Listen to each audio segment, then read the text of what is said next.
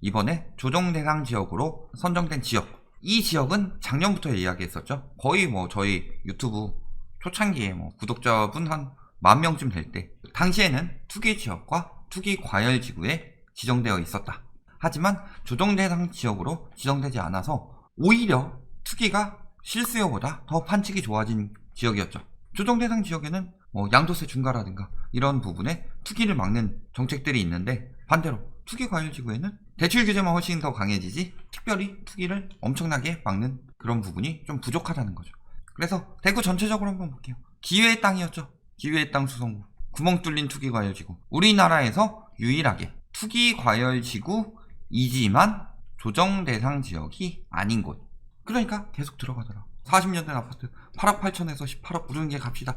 실거래가 8억 8천에서 갑자기 뭐 호가가 18억. 실거래가에서 호가 자꾸 이야기하면서 이야기하는데, 그럴 거면은 지방에 있는 아파트 하나 사다가 호가 100억 내놓고서 한 7천만 원 하던 게 100억까지 한 달 만에 오름, 이런 식으로 이야기하면 되겠네요.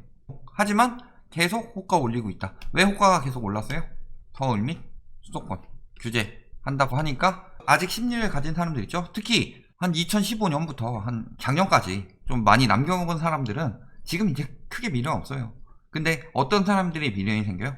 2019년, 2020년 거의 끝물 때 시작해놓고서 남들 다 벌었는데 본인은 잃을 수 없으니까 미련이 생기니까 여기저기 다 들어가는 거죠. 빚까지 내서. 그런 사람들이 어디로 간다? 이제 지방. 그러니까 맨날 얘기 나오는 데가 어디요? 지방광역시. 근데 지방광역시 거품 껴서 돈 안 되니까 그 주변, 이런 식으로 가는 거죠. 지방광역시는 보면은 보통은 기간산업이 많이 무너졌기 때문에 투기꾼들이 들어가면서 일시적으로 띄우고 급격히 가라앉죠. 이걸 누가 조장해요? 스타 강사라든가 유튜버라든가 이런 사람들이 저기 오를 것이다 자꾸 조장하니까 다 같이 들어가죠. 그때 팔고 빠지는 거예요. 대구, 광주 이런데 재작년에 쭉 올랐다가 한번 쭉 빠졌죠. 그리고 지금 다시 띄우고 있는 거다. 팔고 빠져야 되니까. 꺾일 줄 모르는 대구 아파트 계속되고 있다. 지속적인 규제 정책에도 상승이 계속되고 있다. 더 오를 것이란 기대감, 뭐 이런 이야기 하고 있죠. 그런데 실제 보면 어때요? 이번에 집값 폭등, 얼마나 저기 폭등 시키고 싶었으면 오타까지 내가면서 집값 폭등 원인 하면서 뭐라 그래요?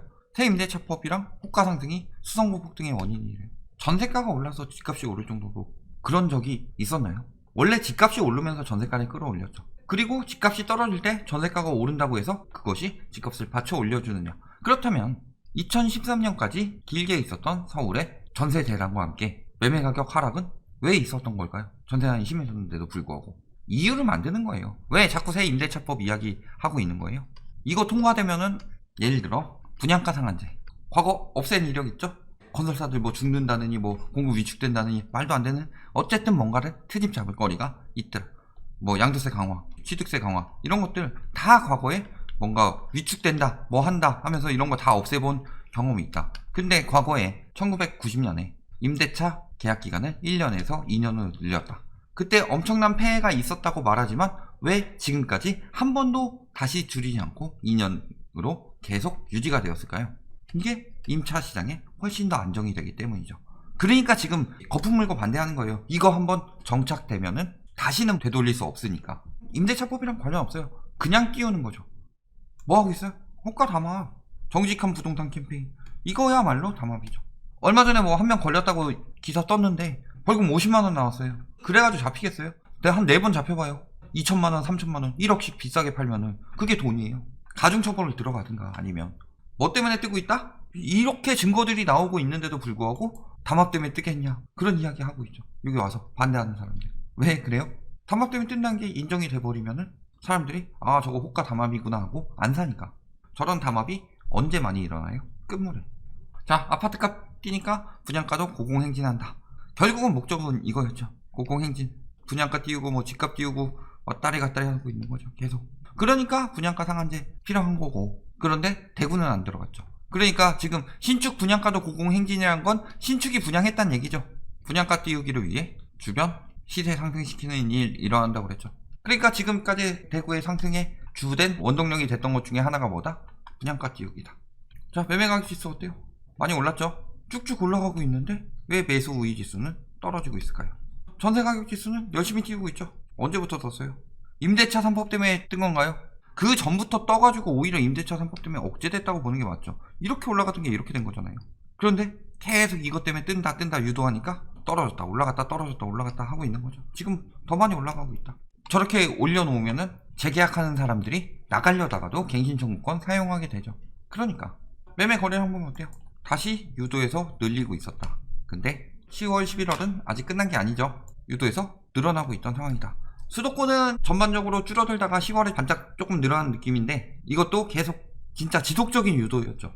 전세 사는 이 집 사라, 전세 사는 이 집 사라, 이런 식으로 계속 유도를 하고 있다. 지금 임대차 3법 하나 제대로 잡았다 이거죠. 근데 그거 지금 추진 안 하면은 왜 그걸 임대차 3법을 왜 저렇게 기를 쓰고 반대를 하느냐 생각해보면 그거예요. 집값이 올랐죠. 그리고 전세자금 대출이 잘 나옵니다. 그러니까 집값이 오르는 것에 따라서 전세자금 대출을 받아서 전세가를 올리면은 수요가 도저히 못 따라가게 되면은 결국에 떨어지기 시작하면서 심리까지 같이 떨어져서 뚝 떨어지는데 지금은 수요가 전세자금 대출이 저렴하기 때문에 받을 수 있기 때문이죠. 그러니까 핵심적으로 원래 전세를 억제하려면은 전세자금 대출에 대한 규제가 들어가야 된다. 지금 기준금리가 굉장히 낮기 때문에 능력도 안 되는 사람들이 저렇게 무리하게 받는 건데 결국에는 전세자금 대출에 관한 문제도 크게 터질 것이다. 특히 내년 3월부터. 오래 갈 수가 없는 상황이죠. 내년 3월부터 자금에서 들어가죠. 은행권에서. 더 유예하지 않는 이상은. 자, 달서구도 마찬가지. 수성구도 마찬가지다. 지금 광역시 정도는 다 조정대상 지역 들어가 줘야죠. 마찬가지로 외지인 거래량 늘어나고 있다. 이거 6월이라고 그랬죠. 다시 늘어나고 있는 거죠. 그리고 법인이 팔고 빠지고 있다. 법인 걸 사주고 있어요.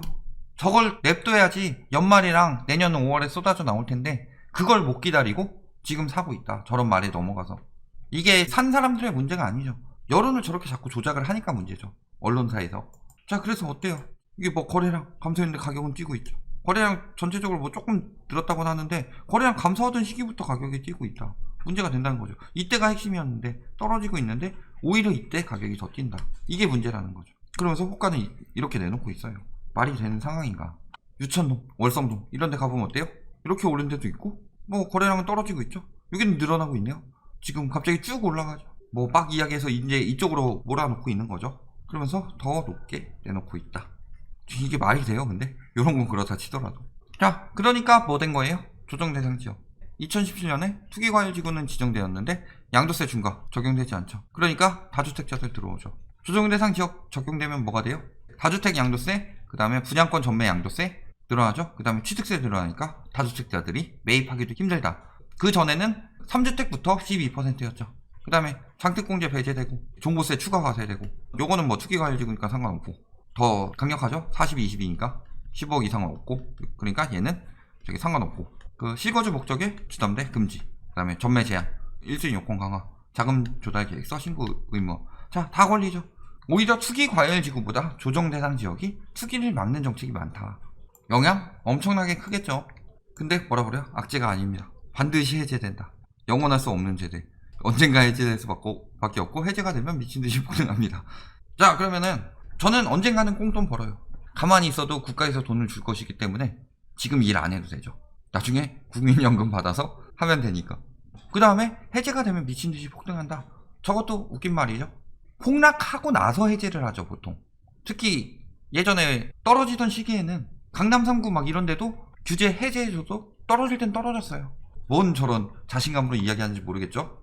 증세 전문가한테 뭐 다 털린다. 분명히 이야기하는데 집값 정상화 시킨다고 이야기했고 거기서 뛰면 증세한다고 경고했는데 지들이 뛰게 만들어놓고 증세 정부니까 정부가 나쁜 놈 만들고 있죠. 예를 들어서 학창시절에 선생님이 너네 떠들면은 부모님한테 전화한다. 떠들었어요. 그러니까 부모님한테 전화했더니 부모님한테 전화하는 나쁜 선생님 이런 식으로 만드는 거랑 뭐가 달라요? 지들이 유도해놓고. 그리고 뭐라 그래요? 집값 잡기엔 늦었다. 왜? 떨어지면 안 되니까요. 어떻게 올려놨는데 언론에서. 얘네까진 적어도 다 분양하고 광고비 받는 게 얼만데요. 떨어진다는 이야기 잘못해가지고 건설사가 광고 안 주면 어떡해요. 하지만 문제는 뭐예요? 기간선도 무너지고 있고 청년들 다 빠지고 있잖아요. 경기 침체 여전하고 있는데 부동산만 과열이다. 이거 자산시장 거품이죠. 그래도 경기가 아무리 안 좋아져도 부동산은 무조건 오르잖아요. 빅쇼트란 영화 보셨어요? 거기서 그렇게 얘기해요. 경기 되게 안 좋아지고 있고 그런데 집값은 계속 오르잖아요. 그게 누가 이야기하느냐? 전문가란 작자가 그렇게 이야기하고 있어요. 그 사람은 그걸로 돈을 많이 버니까. 근데 결국에 그게 다 무너졌을 때 그 은행도 무너지면 물론이고 대출 받은 사람들 다 같이 무너졌었죠. 다 그런 환상에 빠져 있다.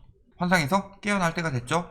실물 경제가 위험해지기 시작하면은 자산시장은 물론 심리로 더 유지될 수는 있지만, 심리로 더 유지된다고 해서 올바른 현상이냐 라는 걸 잘 생각해보면 잘못되고 있다는 것을 알 테고, 그 잘못된 것은 금방 나타난다. 그러니까 저는 작년부터 이야기하고 있죠. 작년부터 실물 경제가 굉장히 위험해졌죠. 미중 무역전쟁부터. 그리고 올해 처음엔 터지지 않고 있다가 터지기 시작한 뒤로 제가 얘기하기 시작한 거잖아요. 올해는 코로나까지 터졌어요. 실물 경제가 완전히 무너지고 있는데 자산시장은 계속 거품이 낀대요. 더 거품이 끼고 있어요. 전보다. 이게 무슨 뜻이에요? 항상 정보를 쥐고 있는 쪽에서는 자기네들이 다 팔고서 괜찮다 싶을 때 그때부터 제대로 폭락이 나타나기 시작하기 때문이죠. 그러니까 제가 실수요들 보고 지금 사지 말라고 하는 거예요. 결론, 투기 과열지구로는 다주택 혹은 뭐 단타 투기나 외진 뭐 이런 것들 투기를 막기 역부족이죠. 따라서 이번에 지정됐죠. 그리고 지금까지 수성구가 뜬 이유, 임대차 3법 말도 안 되는 소리 하지 말고, 제가 분양이 많은 곳이 항상 언론들이 대부분 띄워주기 시작한다. 김포 빼고. 왜냐면은 김포 같은 경우는 김포 파주는 상징적인 곳이었죠. 수도권에서 유일하게 지정되지 않은 곳, 이렇게 특별히 상징적인 곳 아니고서요, 웬만하면 분양이 많은 곳 위주로 띄워준다. 예를 들어 수용성 뜰 때 오히려 용성보다 구리가 더 많이 떴는데도 구리는 조용히 있었고, 수용성 중에서도 수원만 그렇게 강조하던 이유는 뭐예요? 건설사들 분양 비싸게 해줘야 되니까 분양 많은 곳 띄우기 들어간 것이다. 그리고 결국에 이런데 조정 대상 지역 영향 클 것이다. 일단은 매수세가 굉장히 많이 줄어들 수밖에 없다. 투기꾼들이 많이 안 살 거다 이제. 그렇다면은 그 상황에서 담합해서 띄운 가격에 넘어가지 마셔라. 여기까지 말씀드리겠습니다.